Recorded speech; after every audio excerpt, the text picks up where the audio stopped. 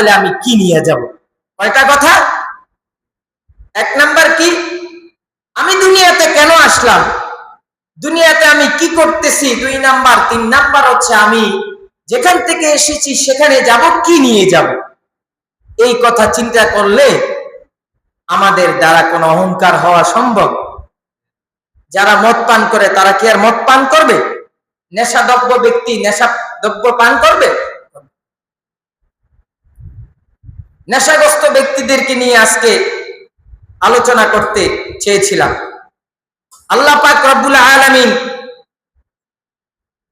মাদক যারা পান করে, নেশা জাতীয় দ্রব্য যারা পান করে, তাদের ব্যাপারে কি বলে দেখেন আল্লাহ।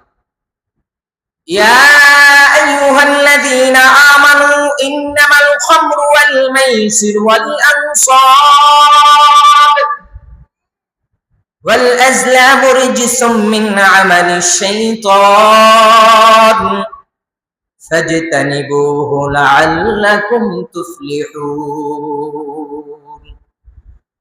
আল্লাহ পাক রব্বুল আলামিন মায়া করে আল্লাহর ঈমানদার বান্দাদেরকে ডাক দিয়ে বলতেছেন, হে ঈমানদার বান্দাগণ, নিশ্চয় জুয়া, মদ এবং প্রতিমা ও ভাগ্য নির্ধারণকারী এগুলা সব কিছুই হচ্ছে অপবিত্র। কয়টা জিনিস বলছে আল্লাহ? 4 জিনিস বলছে। এক নম্বরে আল্লাহ তাআলা বলেন ইন্নামাল খামরু, মদ। এক নম্বরে কি? মদ। কেন এক নম্বরে আল্লাহ তাআলা মদ আনলেন? وقال النبي صلى الله عليه وسلم الخمر جماع الإثم। কয় মদ হচ্ছে, নেশাদ্রব্য পান করা হচ্ছে সমস্ত গুনাহের মূল। নেশা পান করা কি সমস্ত গুনাহের মূল। নেশা পান করলে বান্দা মসজিদে এসে নামাজের জন্য আগ্রহ তার দিলে পয়দা হয়? হয় না। মাকে স্ত্রী মনে করে স্ত্রীকে মা ডাকে। নেশা পান করার কারণে তার হিতাহিত জ্ঞান ঠিক থাকে না, সে নিজেও পথভ্রষ্ট, সে সমাজকে পথভ্রষ্ট করে।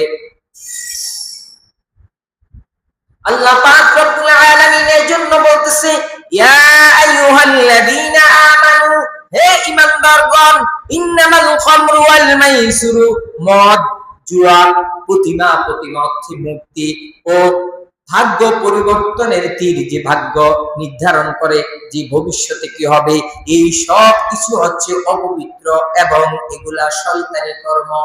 এগুলা কার কাজ? শয়তানের কাজ। মিন আমালিশ শাইতান, কার কাজ? শয়তানের কাজ। তাহলে মদ পান করা এটা কার কাজ? শয়তানের কাজ। করা যাবে।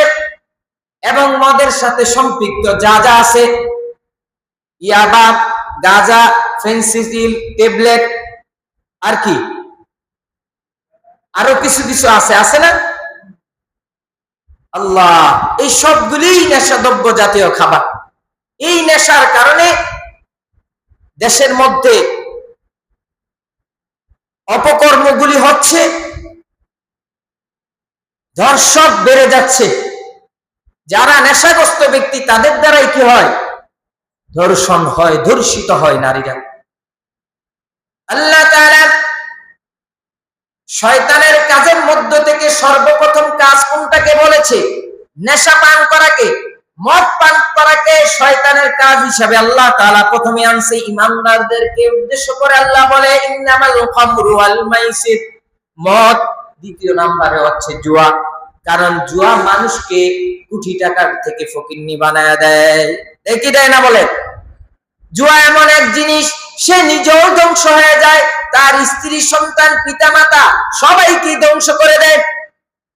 যেই লোক লক্ষ লক্ষ টাকার মালিক, 2-1 দিন জুয়া খেলার কারণে তার লক্ষ লক্ষ টাকা কি হয়ে যায়? লস হয়ে যায়, অন্যের হাতে চলে যায়।